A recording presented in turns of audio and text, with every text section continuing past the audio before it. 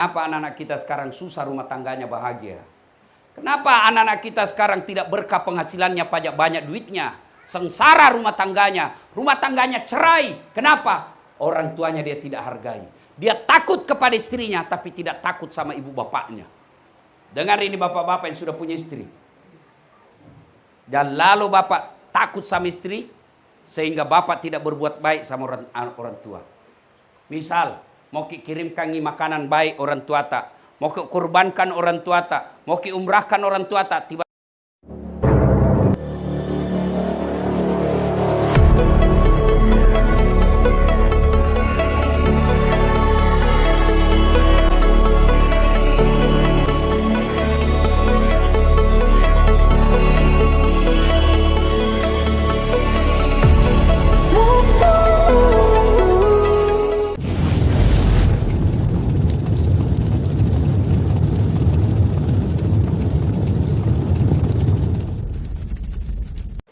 saya bawakan ki kamera.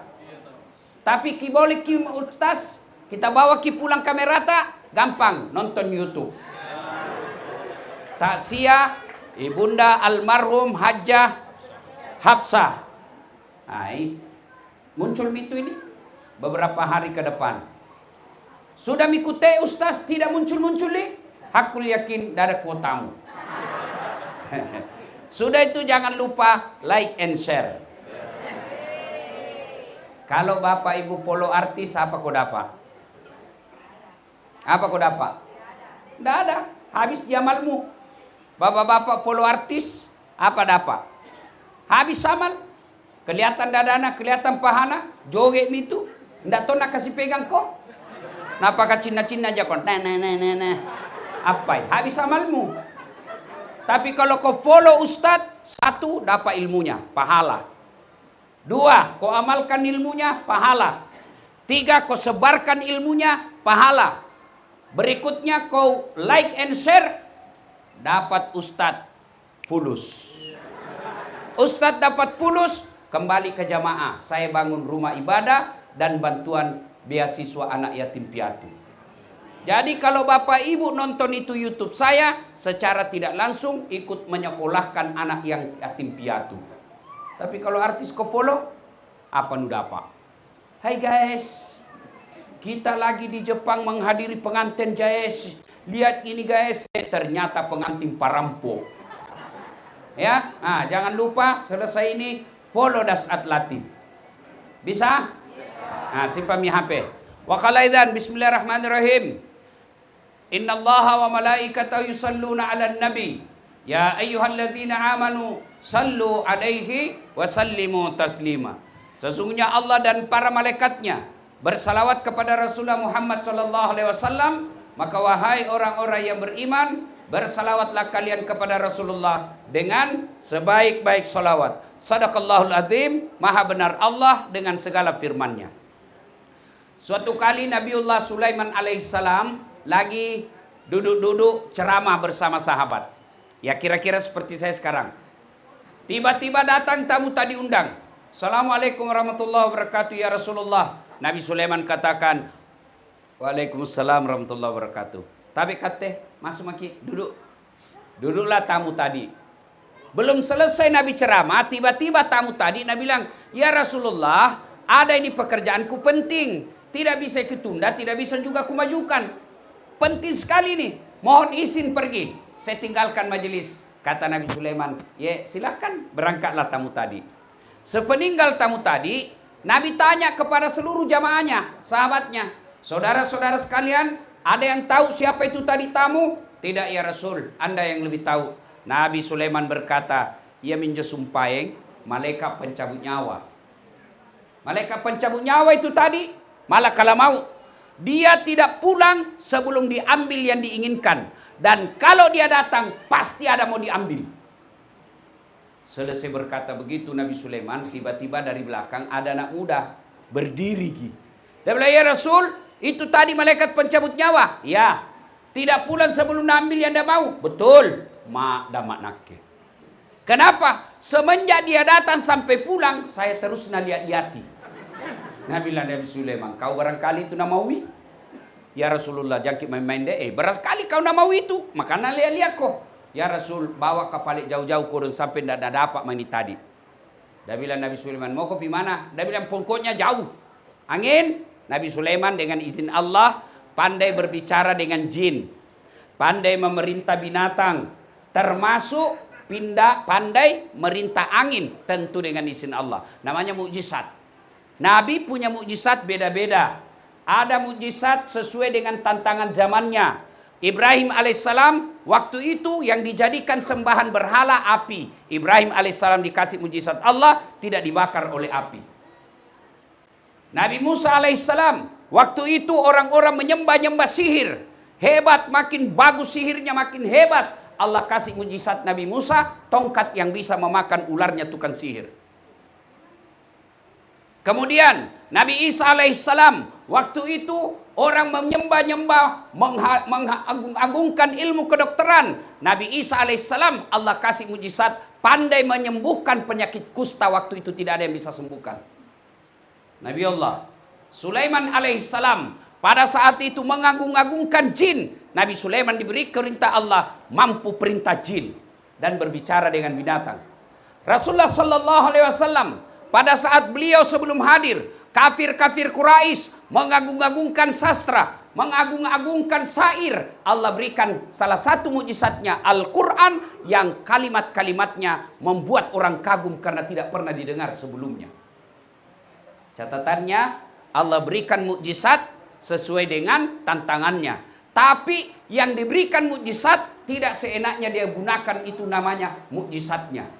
Misalnya Nabi Musa punya tongkat, tidak mentah-mentah sedikit-sedikit tongkat, sedikit-sedikit tongkat. Coba kalau bayangkan bapak-bapak semua dikasih tongkat. Marah kisah misteri tak, tung, jadi ular. Ibu-ibu dikasih mukjizat, pandai memerintah angin. Suami tak bohong, lempar di pinggir Tanjung. Itu orang yang diberi mukjizat, hanya orang yang diberi wahyu oleh Allah Subhanahu wa taala. Nah, berangkatlah ini anak muda, diterbangkan. Kata Nabi Sulaiman, palutui, melolokegam, tiwi ini. Diterbangkanlah anak muda ini kiri kanan lurus. Nabi bilang jauh mak, ndak ada apa main kurang ajar patah bangka-bangka. Angin, kasih turun mak, turunlah ini anak muda. Baru satu langkah kakinya diinjakkan di tanah, ketemu itu tadi tamu nampak dari mana kok? Dari tadi saya tunggu kok. Kenapa saya tinggalkan itu tempat? Karena di sini kau harus mati. Realitasnya dia tinggalkan kematian. Dia jauhi kematian. Tapi faktanya dia datangi ajalnya. Orang biasa anak muda kalau cerita kematian langsung orang tua lihat-lihati. Yang sudah pensiun, yang sudah putih rambutnya. Waspada kau anak muda. Kau kira orang tua dulu mati? Tidak. Orang kaya, orang miskin, raja-raja, rakyat biasa, anak muda, mati tong. Semua. Kalau harus tua dulu mati, tidak ada cucu yang mati. Kalau orang tua dulu mati, tidak ada anak muda yang mati. Tapi buktinya, faktanya kita dapat, neneknya sehat walafiat, cucunya lebih dulu mati, tabrakan. Kau anak muda? Jangan kau bilang tua pak, siapa janji kau? Pernah kau tanda tangan perjanjian sama malaikat? Ini bapak-bapak yang di depanku ini, muka-muka sakaratil maut. Laki kau mau kopi mana? Saya biasa kalau lihat ke koruptor yang sudah tua, narkoba sudah tua, judi online sudah tua, saya bilang, belum tahu dia sadar-sadar. Allah kasih sudah pensiun, masih nak pikir bagaimana supaya bisa ini, bagaimana supaya bisa ini. Mestinya ketika usia pensiun, jangan aku pikir dunia. Allah sudah kasih kau 63 tahun urus duniamu. Akhir hidupmu, pikir kau akhiratmu. Nah pasti mati, mau kemana? Leke kemai. Apa? Mau pi mana?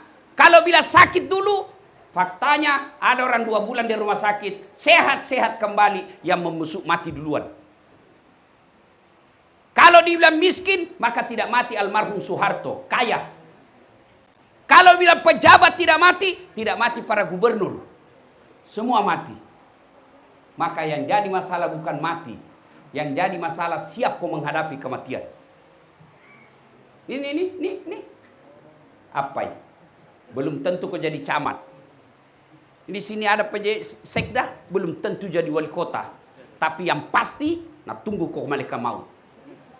Dasat Latif belum tentu jadi ketua majelis ulama. Yang pasti, tunggu kak malaikat maut. Nah, yang jadi masalah, siap kau menghadapi sakaratil maut. Nah, pertama, tidak mungkin orang sampai surga atau neraka kalau tidak melewati satu tahap namanya madang nasangugie sakaratil maut kata bahasa Indonesianya. Orang menghadapi sakaratil maut macam-macam. Tergantung amalnya. Ada orang lagi judi, mati. Nauzubillah min dzalik. Ada orang lagi berzina, makan obat tuat, serangan jantung, mati. Mati kaperek kok.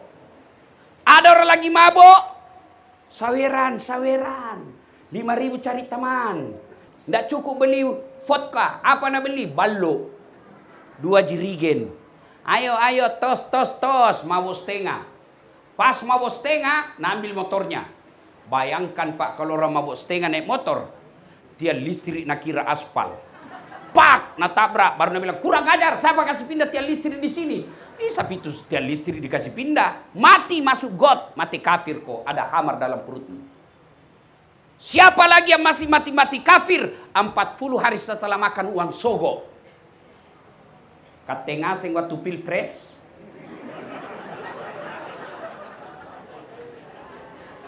Jangan kau ketawa cilakas, serius orang ini. Dinasehati nak kakak lagi.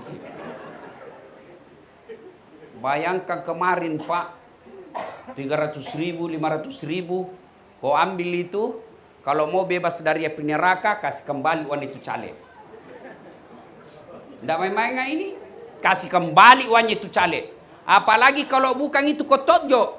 Nah kau sudah janji 2 salamu. Nah belender kau malaikat sinampe. Bos,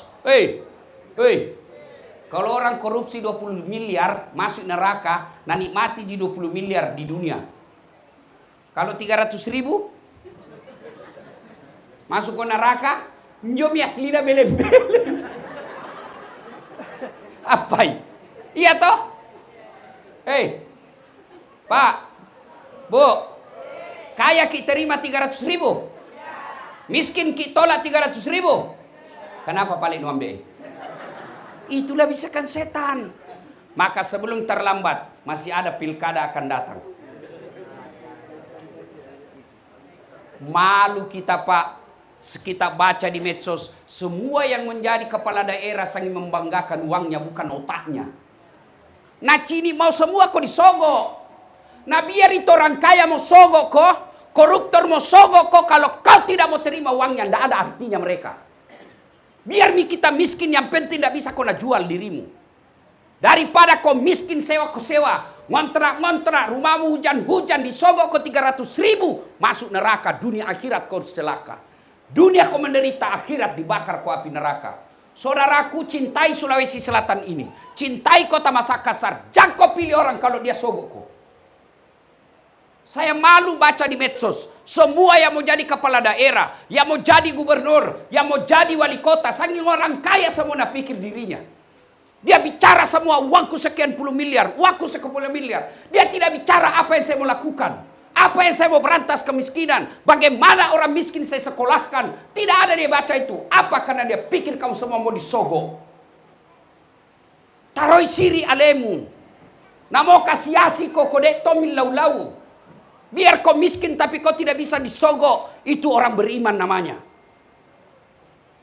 Saya berharap yang hadir takziah malam ini, pulang nanti sampaikan ke keluarga kita. Kita butuh kepala daerah yang bisa memberantas kemiskinan. Kita butuh kepala daerah yang mikirkan orang miskin. Bukan yang cuma teklen-teklen napa tolo-tolo ki.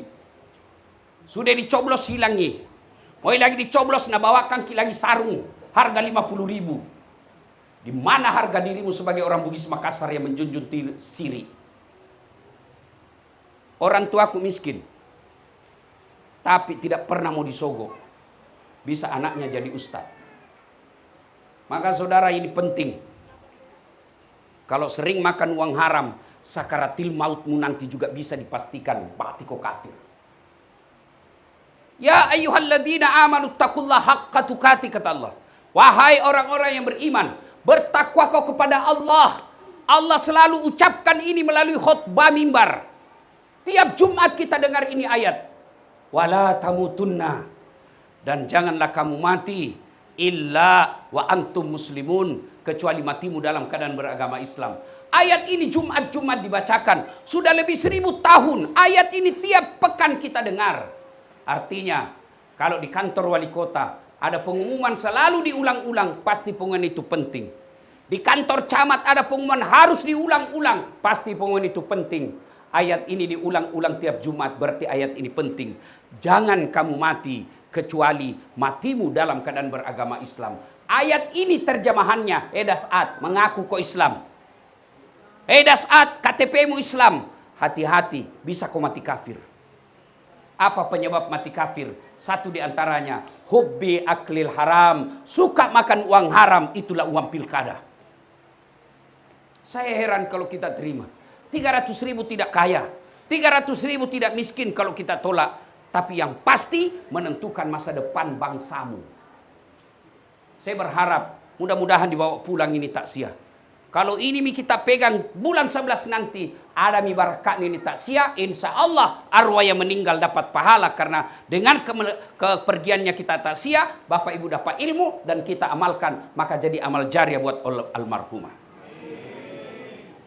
Yang kedua, kalau Bapak Ibu mau mati dalam keadaan sakaratil maut yang tenang, jangan durhaka sama orang tua. Adik-adik ini banyak sekali anak muda. Saya senang sekali malam ini karena banyak anak muda. Banyak juga orang tua merasa muda. Alhamdulillah. Dengar ini adik-adik. Tidak pentingnya kau sekolah sampai ke luar negeri. Biar kau sekolah apa adanya, tapi kau bahagiakan orang tuamu. Kecil bos beli mobil. Apa yang kita harap di dunia ini? Dunia toh, mau ki punya dunia. Tapi mustahil dunia dalam genggamanmu kalau yang punya dunia tidak rida sama kamu. Bagaimana supaya rida Allah kepadamu? Rida Allah fi ridal walidain. Ridanya Allah tergantung ridanya orang tua. Murkanya Allah tergantung murkanya orang tua. Kau makadani tomatoamu, oh nak, saya berkah hidupmu. Kau pergi sekolah, pergi kau kuliah, pergi cari kerja, lalu kau cium tangannya orang tuamu, mak, pak, doakan saya supaya saya selamat pulang dan saya dapat apa yang saya cari. Begitu emak bapakmu katakan, pergi makona, Allah memberkahimu. Itu malaikat menyertaimu jalan. Tapi adakah anak-anak begini sekarang? Cium tangan saja tidak nih. Budaya kita zaman dulu.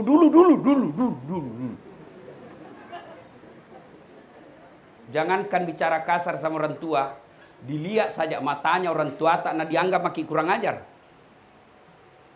Sekarang anak-anak dilihat-lihat mata anak bapaknya, Nabi bilang, kenapa mata tak pak? Jangan ketawa. Lihat anak-anak kita sekarang. Dulu zaman saya, dulu. Zaman saya, mau ki makan biar lapar pulang sekolah. Apa Nabi bilang mama tak? Jak ngolong mandrena. Tajeng mbokmu. Madosa kau sisa-sisa pandreng yang mbokmu.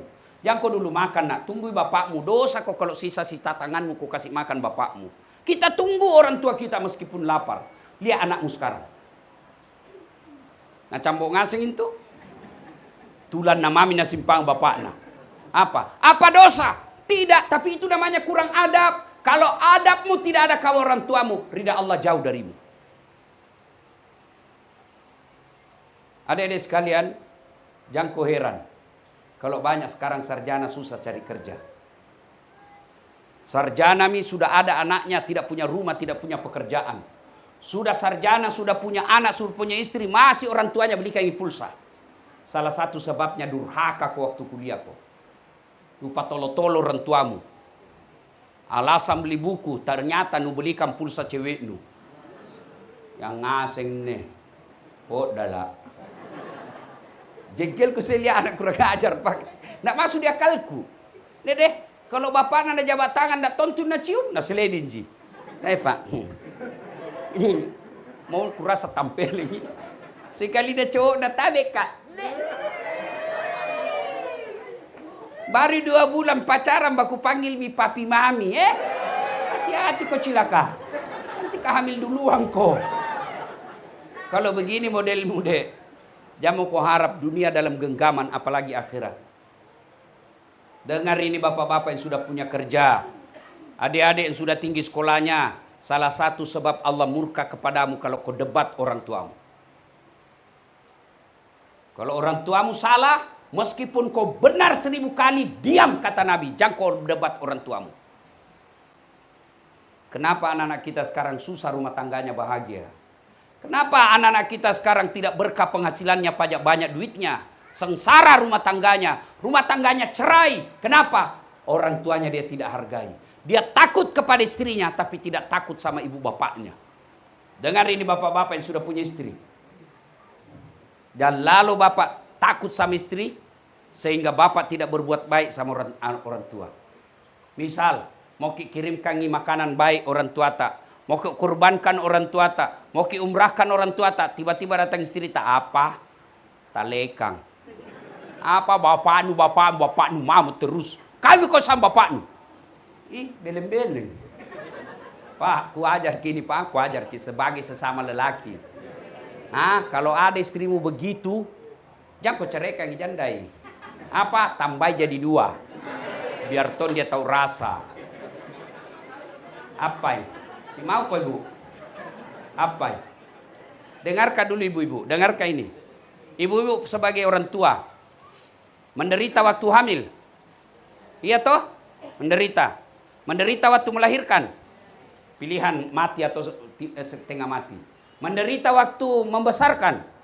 Menderita. Nah sekarang siapa yang mengandung suami? Siapa? Ibunya. Siapa yang melahirkan suami? Ibunya. Siapa yang mendidik suami tak? Ibunya. Tanya jawab sekarang. Siapa terima gajinya suaminu? Siapa? Maka pantas ketika kau durhaka sama mertuamu, jauh ridha Allah. Kenapa rumah tangga kita tidak bisa berkah? Karena kita lebih sayang sama istri kita, biarkan orang tua kita menderita.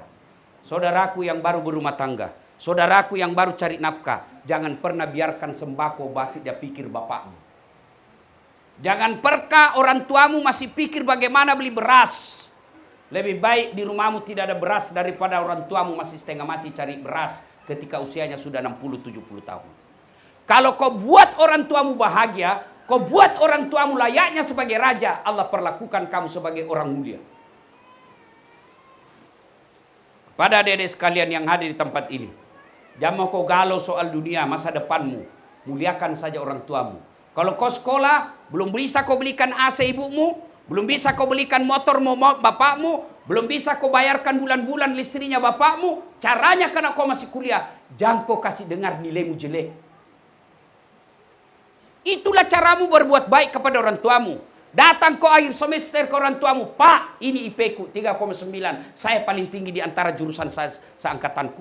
Itulah yang membuat orang tuamu bahagia. Kalau Allah bahagia, orang tuamu kau buat senyum, Allah tersenyum kepadamu.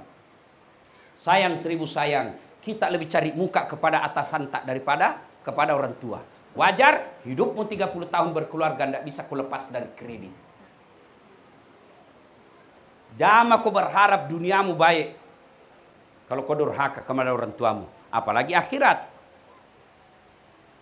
Sebaliknya, orang yang baik kepada orang tuanya, Allahu Akbar, Allah muliakan di dunia, Allah muliakan di akhirat. Yang berikutnya, supaya bisa menghadapi sakaratil maut dengan baik, doa. Berdoa ki. Doanya pendek. Pendek sekali doanya. Ya Allah biha, ya Allah biha, ya Allah bihusnil khatimah. Itu mah ndak ku tahu bahasa Arabnya. Ya Allah, wafatkan saya dalam keadaan baik. Supaya bisa dalam keadaan baik kita wafat, maka satu, jangan kau berteman dengan orang-orang jahat. Jangan berteman dengan orang-orang jelek. Karena kalau dia jelek, dia bawa kau ke tempat jelek-jelek. Coba kalau berteman di majelis taklim, ibu. Pasti naujak itu pengajian. Tapi coba kalau bawa teman kita gosip. Semua tu mau urus. Biar pergi majelis taklim begini, mak gosip gitu. Tamuna orang semua nak calla. Mulai datang na lihat orang jilbabna. Baru bengkok mukana. Apa? Tidak serasi nadi. Dia bilang, iyo kayak umbul-umbul kuliah. Iya toh? Pak gosip. Kalau kau berteman dengan majelis taklim, dia ajak kamu ke majelis taklim.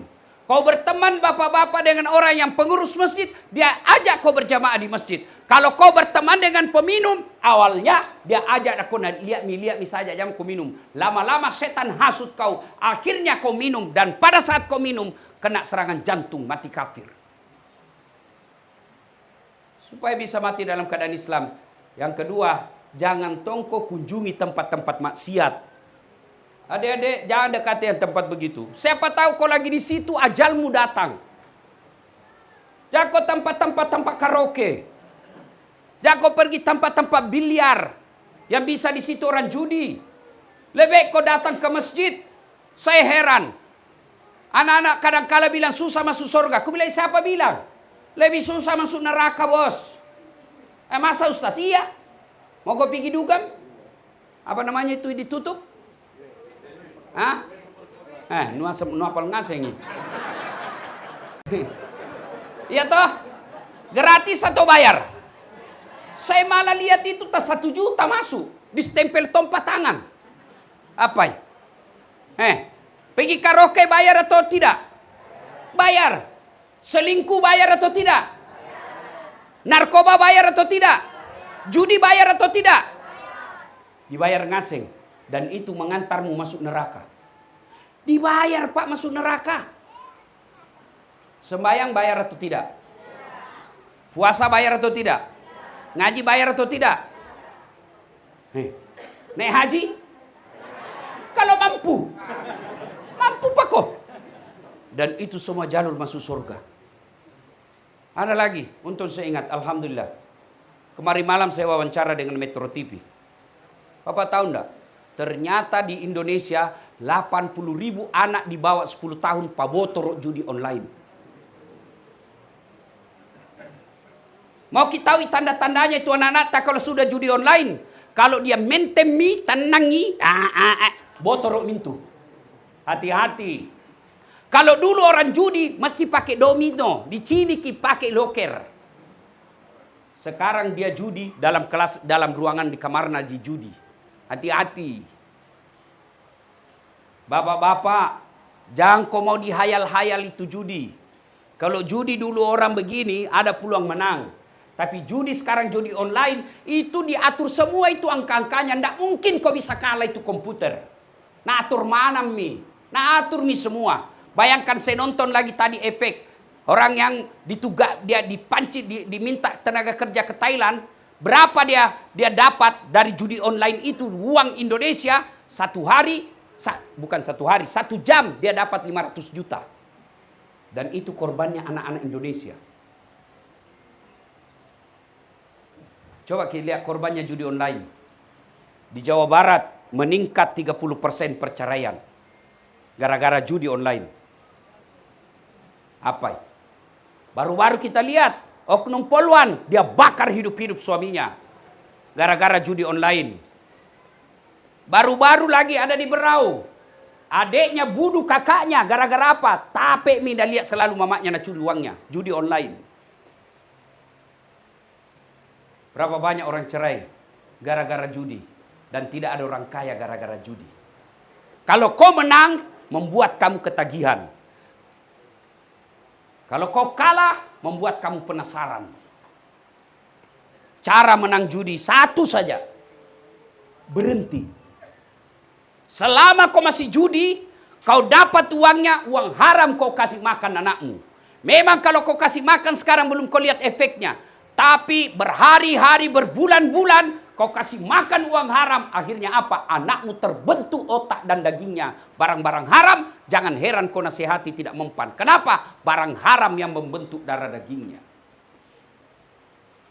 Berikutnya, kalau mau bisa mati dalam keadaan kafir, dalam keadaan Islam. Jangan dekati tempat-tempat maksiat. Berdoa, dan yang paling akhir lagi, mintalah pertolongan Allah Subhanahu wa taala. Sudah, Bapak Ibu, saudara-saudara sekalian, orang menghadapi sakaratil maut macam-macam. Tapi kalau kita terbiasa ngaji, insya Allah wafatnya ngaji. Dan orang kalau matinya mengucapkan 2 kalimat syahadat, Rasulullah sallallahu alaihi wasallam menjelaskan, man qama la ilaha illallah ila akhiril hayata dakhalal jannah. Siapa yang mengucapkan la ilaha illallah penghujung hidupnya pasti masuk surga. Itu Nabi jamin. Selesai kat ceramah Pak, tiba-tiba anak muda datangnya, nak kena bilang, kagampang ji padang itu Ustaz. Mau pakai mati baru syahadat Kak, biar 1000 kali bisa aja. Ku bilang bimannya kalau mau kau mati akal bicara. Orang kalau mau mati bos bukan ngakal bicara, amal. Mau kau lihat berapa banyak orang dikasih nikah tidak bisa syahadat. Lihat mako. Baca syahadat anak muda. Asyhadu. Asyhadu. Asyhadu. Ditampilin pi baru lancar. Kalau di kampung gua Pak, setengah ada mitos di kampung kalau ada orang tidak bisa nikah syahadat tidak bisa, tampilin songkok. Cek, asyhadu la ilaha illallah. Itu baru menikah, apalagi sakaratil maut. Allah bisa karena biasa. Pesan paling pertama, Pak, Bu, mau ki enak mati tak nanti, jangan lalu ki durhaka sama orang tua. Kedua, diantar maki masuk mi orang kubur. Bapak Ibu, kalau misalnya macale ki kalah, masih ada pilihan? Masih ada? Ada. Tunggu lagi 5 tahun, ikut ki lagi. Itu Bapak Prabowo 3 kali ikut baru menang. Iya toh? Bapak pegawai negeri, tidak disuka kisah gubernur, ada pilihan? Ada. Pensiun dini, berhenti ya. Biar lewat kau tidak ada urusan, bukan mau gubernurku. Ayah. Ibu-ibu, pergi merantau ke Jawa, tidak enak, ada pilihan? Ada, pulang ki lagi di Makassar. Jadi pengangguran. Jadi organisasi cemidu. Catat mi dulu. Apa ya? Apa lagi? Ibu-ibu, kasar suamimu. Suka mempeleng, kasar mulutnya. Ada pilihan? Ada? Ada? Pulangkan saja aku pada ibuku atau ayahku. Bertengkar tapi hilang. Bertengkar. Hamil bisa deh.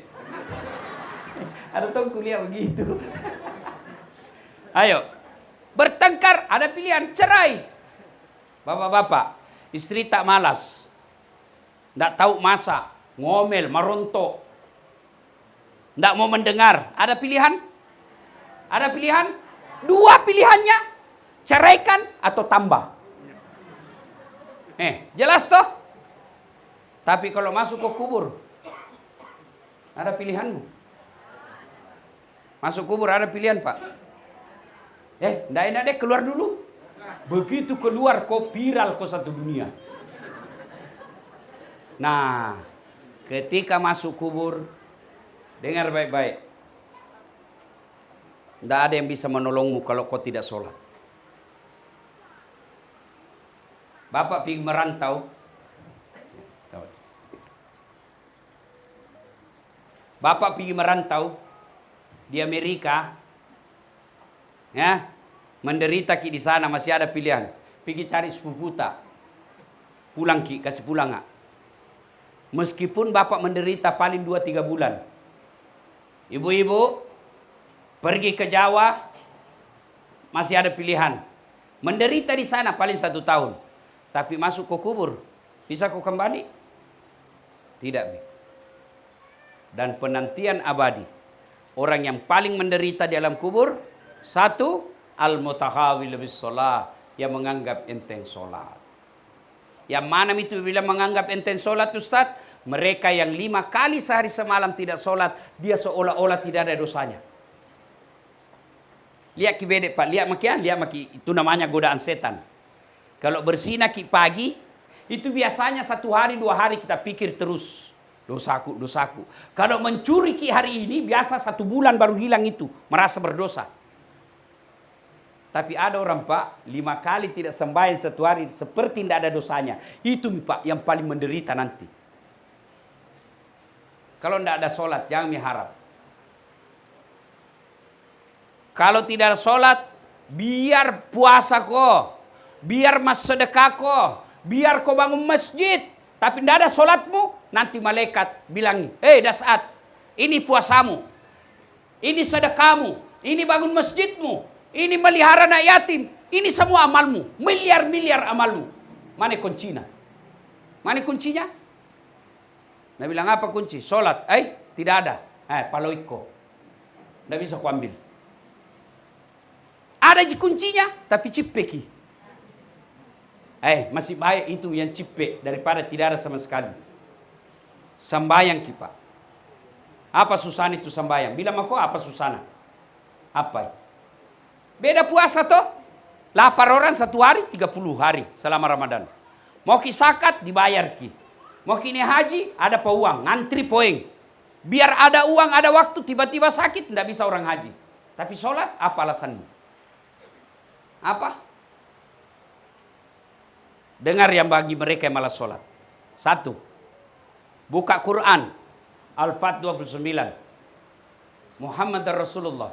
Walladzina ma'ahu asidda'u lal kuffar ruhama'u bainahum tarahum ruk'an sujada. Tanda orang Islam, kalau dia mengaku Islam, ruk'an sujada. Rukuk dan sujud, sholat.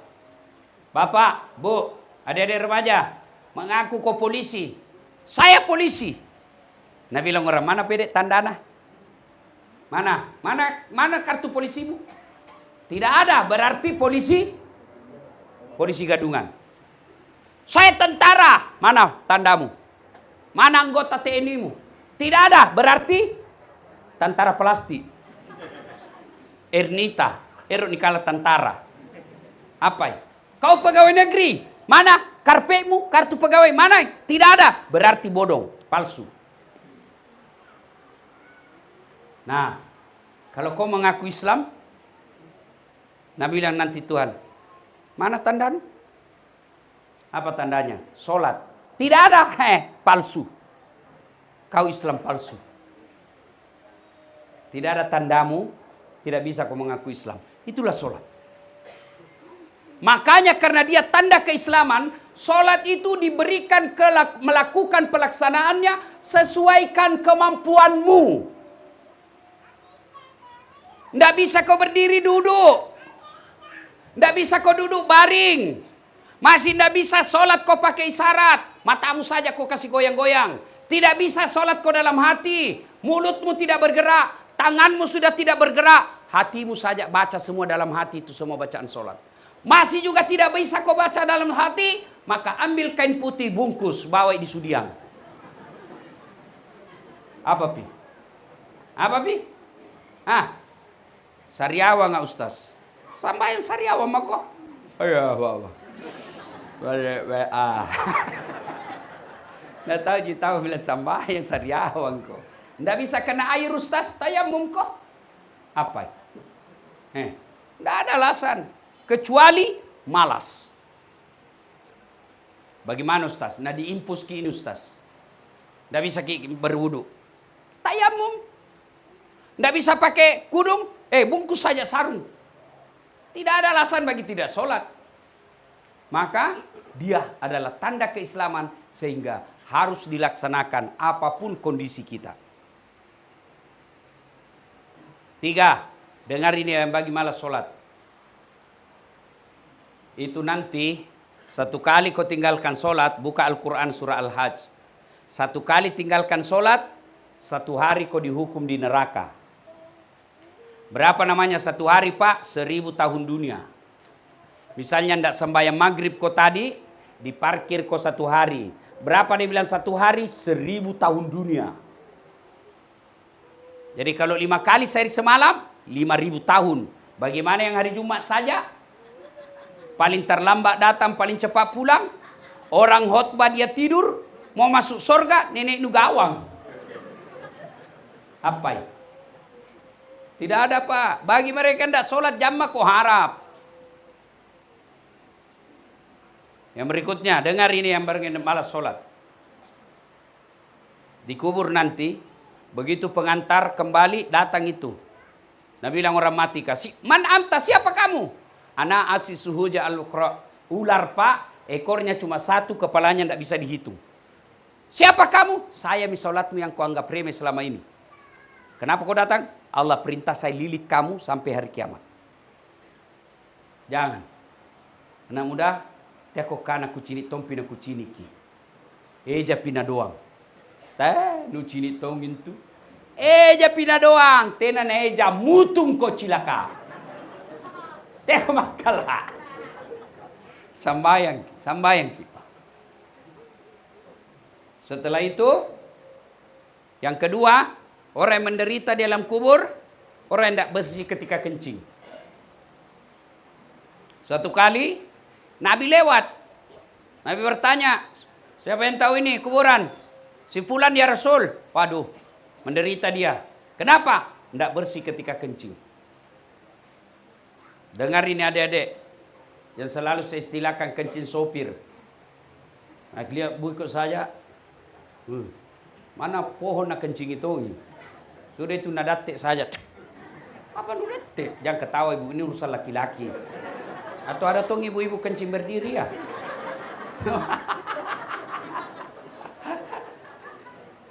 Nah, bila bagaimana Ustaz kalau di jalan kita tidak ada air, pakai ko daun.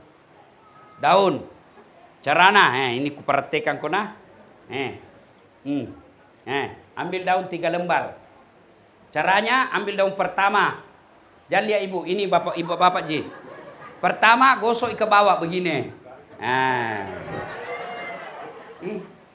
Ngapa ibu makalah?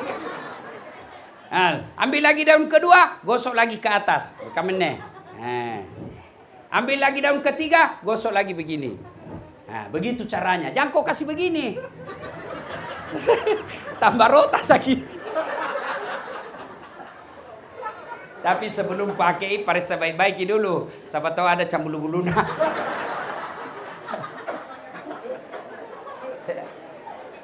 Ya. Nah, orang yang menderita, orang yang tidak bersih ketika kencing. Yang ketiga, orang yang tidak bersedekah. Padahal sudah mampu. Halo Ibu. Bu. Ini saya lihat yang di belakangku semua masna. Masya Allah. Ibu-ibu, kalau mati siapa kira-kira pakai itu perhiasan Ibu? Anak deh, istri kedua. Kami lagi suami no. Pura-pura gitu menangis. Ambil semua masnu. Mana gigi palsumu nak cabut juga. Begitu 3 bulan kemudian kena janda. Nak kasih semua masmu. Daripada nak pakai janda kedua, lebih baik sedekah kau sebelum mati. Itu enaknya orang kaya Pak. Tidak perlu kau pakai yang mahal-mahal. Orang juga bilang mahal. Coba ibu pakai palsu. Tidak mungkin orang palsu. Tidak mungkin masa orang kaya pakai palsu. Itu menderita anak kita orang miskin. Biar asli mina bilang kemeto ngale. Maka ibu-ibu jual mitu emas tak pakai maki yang palsu. Itu namanya pandai menyikapi harta. Nah, ibu bapak saudara-saudara sekalian. Karena waktu yang terbatas. Ada juga yang enak di kuburnya menunggu. Enak dia menunggu di kuburnya. Suatu kali Nabi jalan menuju ke satu tempat. Begitu lewat satu tempat pemakaman, Nabi bilang, lari-lari kok. Cepat-cepat kok semua. Cepat kok. Lari Nabi. Selesai urusan, balik lagi. Lewat lagi jalan yang sama. Sama yang tadi. Begitu lewat pemakaman, sahabat yang tadi lari ketika lewat situ, sahabat mau lari lagi. Nabi bilang, Nabi, tidak usah. Tenang aku. Jangan aku lari-lari. Sahabat penasaran. Ya Rasul, tadi pergi disuruh lari-lari. Pulang tidak. Ada apa? Nabi bilang, seandainya dikasih kau telinga seperti telingaku, kau dengar ini orang disiksa. Waktu pergi disiksa ini orang. Kenapa? Disiksa. Pulang tidak lagi. Kenapa?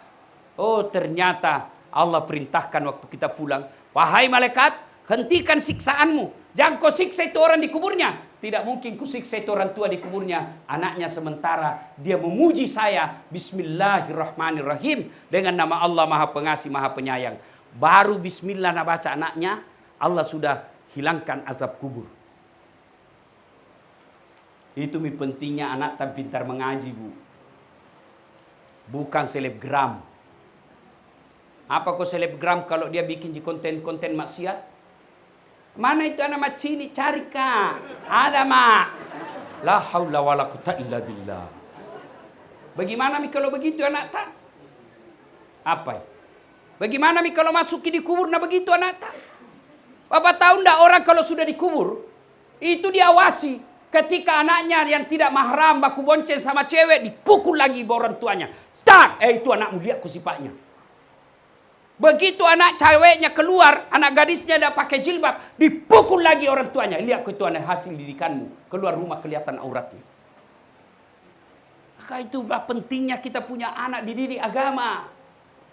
Tidak mengapa anak kita jual bensin botolan di pinggir jalan, tapi 5 waktunya di masjid. Jangan kau malu kalau anakmu hanya pegawai honor, tapi rajin ngaji setiap taksiah hadir. Daripada anakmu pejabat, kepala dinas, kontraktor, anggota DPR, tidak pernah kau dapat ngaji. Ketika pengajian tidak pernah kau dapat berjamaah. Alamat kau akan sengsara di kubur. Siapa doakan ki di kubur, Bu? Siapa? Anak. Temanmu. Jangan karena doakan, mengetik doa saja di WhatsApp.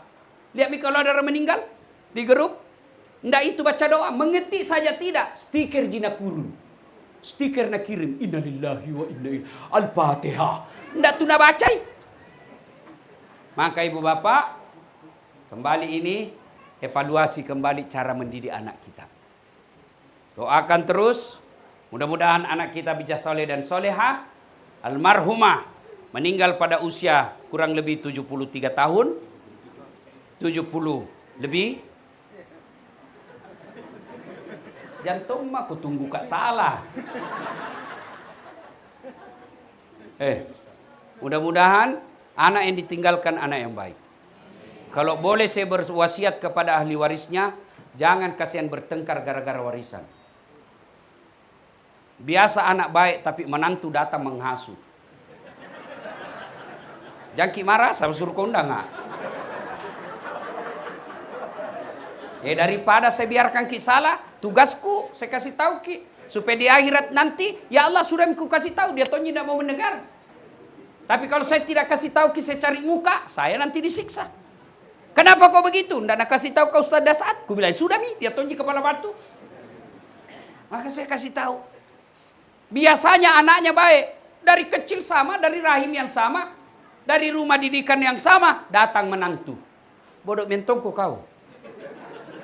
Masa itu adikmu dapat mobil kau tidak? Jako. Jako pulang kalau kau tidak dapat juga. Ini yang begini. Ada begitu toh? Banyak. Maka musyawarah. Bahkan semua anaknya, ipar-iparnya musyawarah. Memang ada ini ala warisan. Apalagi kalau warisan sedikit ji. Nabi bilang tidak miskin jako itu nah. Biar sampai 7 turunan tidak miskin jako. Masalahnya dia keturunan 8.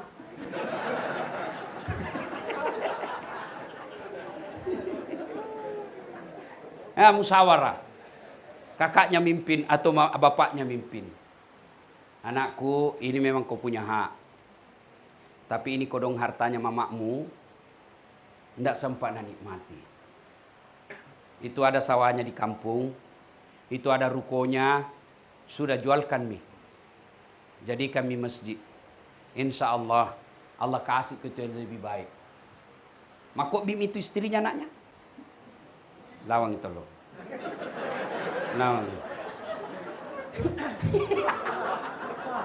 Itu setan. Itu kan baru-baru ke Idul Adha. Itu kan 3 kali dilempar itu setan.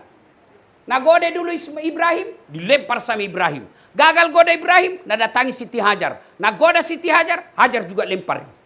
Gagal ini lempar nagoda suaminya, gagal nagoda istrinya, Ismail lagi nagoda, dilempar juga Ismail. Itu simbol melempar jumroh. Jadi kadang kala suami baik, istri menghasut. Kadang-kala suami istri baik, anak datang. Ma, ambil maki. Bisa ku belikan motor itu, ku pakai. Ya, itu anak. Maka Bapak Ibu sekalian, kalau boleh berwasiat kepada ahli warisnya, kalau ada harta dan juga kita masih bisa hidup tanpa mengambil warisan itu, lebih kasihan jadikan itu amal jariah buat almarhumah. Karena namanya kematian Pak, bukan ki 1 bulan di situ. Orang nak ingat ki 1 bulan, nasi nak ingat ki 3 bulan. Tapi begitu 1-2 tahun tidak ada mengingat ki. Ingat maki, lihat maki saja teman yang sudah meninggal. Kapan pilih ingat nah undang pagi lagi 100 harinya. Datang ki juga bukan berdoa, datang jaki update status. Semoga arwah dilapangkan kuburnya. Sibuk itu Tuhan mau baca statusmu. Maka kalau ada amal jariahnya, dijadikan dia masjid, dijadikan rumah panti asuhan, dijadikan rumah-rumah ibadah, dijadikan fasilitas ibadah, maka selama fasilitas itu dipakai, maka tidak usah cemas orang yang meninggal ada kiriman pahala. Bapak Ibu Saudara-saudara sekalian, ingin rasanya berlama-lama, tapi waktu jualah yang membatasi kita. Pada akhirnya Allah Subhanahu wa taala berfirman, kullu nafsin sa'iqatil maut. Semua yang hidup pasti akan mati. Tungke maki nyawai pasti mati. Al mautu babun, mati adalah pintu yang setiap kita pasti melewatinya. Tinggal menunggu giliran. Kematian bukan nomor urut, tapi dia adalah nomor undian. Kalau tiba gilirannya, nah lihat maki malaikat siap. Sebenarnya malaikat sebelum mencabut nyawa ada mi pesannya. Apa pesannya? Mulai mi jenggok putih. SMS mi itu. Mata mulai kabur-kabur. SMS mi itu. Tiba-tiba meninggal, datang, Nabi bilang jangan dulu, saya belum siap. Nabi bilang malaikat, kenapa kau belum siap? Nah sudah mau kau diingatkan. Takziah seperti ini juga adalah WhatsApp dari malaikat melalui Dasat Latif. Tidak usah banyak kita ingat ceramahku malam ini, cukup sebelum kita tidur tanya diri kita masing-masing. Kematian adalah sesuatu yang pasti, sudah siapkah saya menghadapi kematian? Dan apa bekal menghadapi kematian? Sebaik-baik bekal kematian itu adalah 1, birrul walidain, berbuat baik kepada kedua orang tua. Yang kedua, aqimis shalah, dirikan salat dengan sebaik-baiknya. Yang ketiga, sisanya kita perbaiki silaturahmi kepada sesama manusia. Inilah tausiah. Sebelum saya akhiri, mari kita kirimkan suratul Fatihah kepada Rasulullah Muhammad SAW. Khasiat dan keutamaannya kita ikhlaskan untuk almarhumah yang kita taksiai malam ini. Ila hadratil Nabi Mustafa Muhammad SAW, summa hususil ruhil sahibul bait al-Fatihah.